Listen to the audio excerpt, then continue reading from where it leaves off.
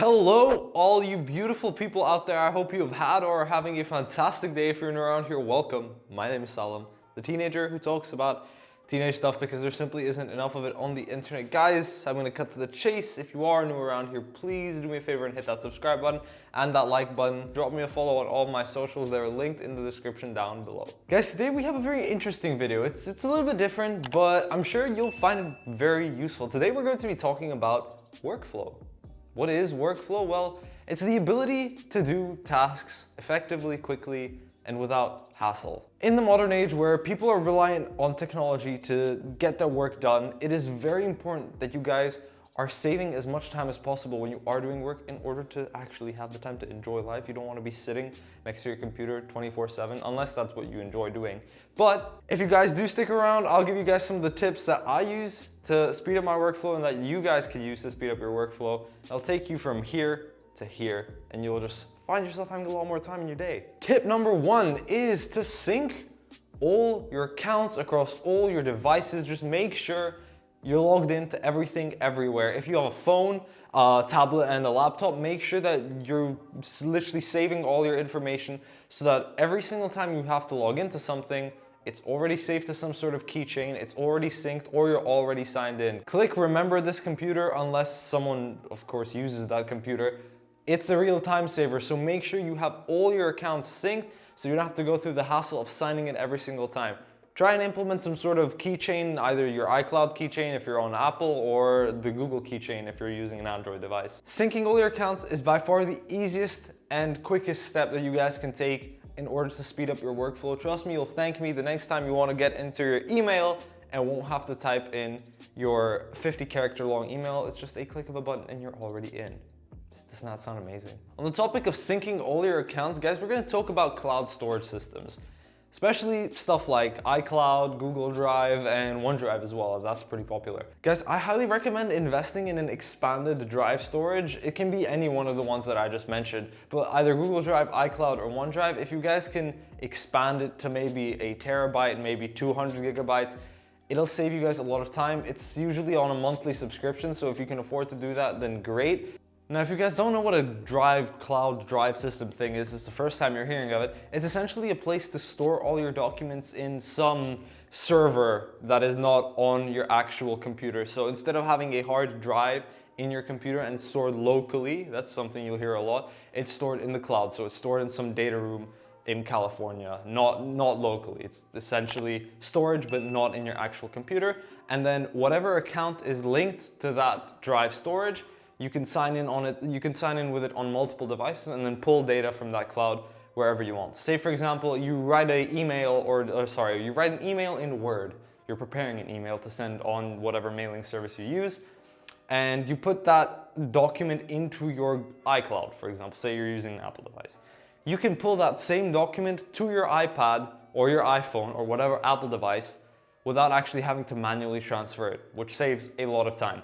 So if you guys want to invest into one of these storages, there's iCloud, Google Drive, OneDrive has been becoming increasingly popular, so that's probably a good one to go for as well. Now, pricing varies. I'm pretty sure I pay around 10 dirhams per month, which is like $2.5, $2.30, if I'm doing the conversions right, for 200 gigabytes per month. So it's not the end of the world, and it does save me a lot of time, especially if you're a student like me and you use GoodNotes, which is going to be coming up later on in this video, so I won't actually spoil it. But if you do want to invest in your productivity and your workflow, then getting a drive storage system is probably very useful because you'll be able to access your information from realistically anywhere. Little bonus tip regarding cloud storage systems: if you do have an existing Microsoft 365 subscription, I'm fairly sure you get 2 terabytes free. Yes, that's 2,000 gigabytes free on OneDrive. So I highly recommend looking into that before you invest into anything else, because you may already have a lot of cloud storage available at your disposal, just not using it. Now, tip number 3 is where I like to think the actual workflow starts to happen. It's called the device ecosystem. And just for the sake of simplicity, I'm going to be referencing Apple's device ecosystem throughout the rest of this tip. I'm sure if you have a Windows computer, Android phone, you know the gist. Essentially, you have a bunch of compatible devices that work in tandem together. The reason I chose Apple is because of a couple main features that demonstrate this concept of an ecosystem really well. So in my case, the three main devices that I use are my phone, which I'm actually using to record, my iPad, and then my MacBook Pro. The reason these things work so well together are because of a couple features that are present within these Apple devices, one of which is the AirDrop feature. Now, I know a lot of you probably already know what the AirDrop feature is, but essentially, kind of like an iCloud sort of thing, it's where you have a document on one, saved locally on your actual hard drive on one of these devices, and there is a feature where you can literally drag and drop that document to an icon indicating another device, and that document appears on your other. It's really cool. It's essentially a way of quickly sending documents back and forth between devices without having to, email or manually transfer via an external hard drive and cable. So it works off Bluetooth. It's essentially Apple's adapted version of Bluetooth. Another great feature that really helps with workflow and that I use all the time, I know for sure it's present within Apple's ecosystem, it's called the handoff feature. It might be known as something different if you have a Windows or a Mac, if you have a Windows and Android device, but the way the handoff feature works is essentially two of your devices or multiple devices are synced via the same account and the internet, of course, if you're on the same network. And what happens is in your little taskbar or your, what's it called? Oh my God, why can I not think of the name? Yes, in your dock. Yeah, there we go. The dock is what I was referencing. In your little dock, you'll get little pop-up icons every now and then if you use an application on a different device with handoff enabled, and it's gonna have a little circle with the logo of the device. And if you click on that icon, whatever application you're using on your other device, you can open directly on the device you're using now. So let me give you an example. Say I'm searching something on Google Chrome on my iPhone, but I wanna transfer it over to my laptop.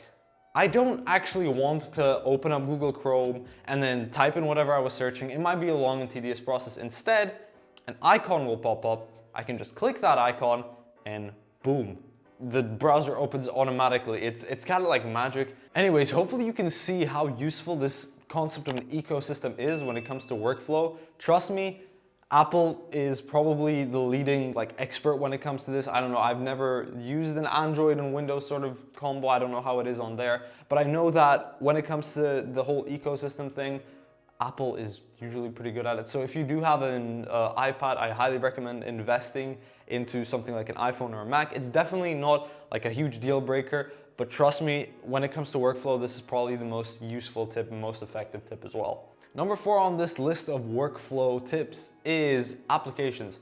Now you guys may or may not know that a lot of your common applications that you find on your computers have app versions for your phones and for your tablets, and it makes it a lot easier. So instead of having to go into your web browser on your phone, on your tablet, it makes it a lot easier by downloading the application and signing into that account. And we go back to that first tip of syncing your accounts across all devices. Make sure to always check whether or not an application or website has an available supporting app on either your phone or your tablet. Trust me, it'll save you a lot of time. And usually when you search up something like, I don't know, for example, I can't think of an example on the top of my head, but if you search something on your computer, some websites are optimized to work on a computer, but not on a tablet or phone. So when you perform that same search on a tablet or phone, sometimes the website can look a little funny, hence why apps exist, because they make the user interface a lot more clean and it's just easier to use. Now, when we're talking about apps, sometimes there are apps that you can have on your phone and your iPad that also have a computer version. And this is where we're going to talk about GoodNotes. GoodNotes has a Mac version, guys. So if you have your iPad, you have GoodNotes on there, and you have a Mac, make sure to download GoodNotes on your MacBook Pro so you can have 2 files open at once. And this is where that handoff feature plays in nicely. If you already have a document open on your GoodNotes app on your iPad, the handoff feature will pop up on your Mac when you open up your Mac and have that GoodNotes app installed, and you can instantly open up documents that you have on your iPad on your Mac. Tell me that isn't super useful. And especially if you're taking down handwritten notes in class, as well as you need to type something quickly. So for example, my economics class, sometimes I can't keep up with handwriting notes, so I have to switch over to my computer and type away just because information is getting thrown at us so quickly. Trust me, that's one of the most useful features you guys can get. If there is an app version of whatever application you are using on your computers, get that. And if you're using Apple, use that handoff feature. Trust me, it will come in freaking handy and it will save you a lot of time. Now, number 6 on this list is learn some common keyboard shortcuts. Stop using that trackpad. The trackpad is slow. You're much faster when you use your keyboard. Some common keyboard shortcut examples. Oh my God, try saying that 5 times really quick. When you're on your web browser, Command or Control. I'm gonna be using Command, but whenever I do say Command, know that it's Control on Windows. Command T opens a new tab. Command Shift T, if you happen to have closed the tab, reopens that tab, so that's a pretty useful one.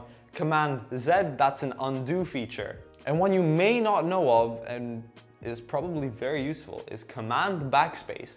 That deletes a whole word. If you made a mistake at the beginning of a word, instead of using your trackpad, to go back and fix that mistake, you can just press Command and Backspace.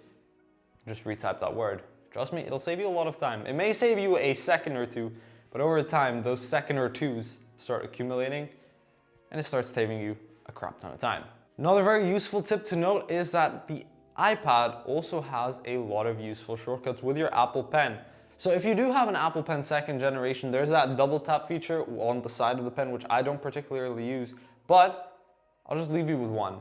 If you use your Apple Pen, swipe from the bottom left-hand side of your screen up, then you guys are going to take a screenshot automatically, which is a lot easier than pressing the power button and volume up button. Anyway guys, that's going to be the end of today's video. I hope you guys enjoyed and learned something new. Let me know in the comments down below, guys, if you have any of these device ecosystems and whether or not you knew about these features. If you did enjoy today's video, I'd be super appreciative if you hit that like button, hit that subscribe button, follow me on my social medias. They're all linked in the description down below. Without further ado, guys, have an amazing day, have an even better week in front of you, and I will see all of you guys later.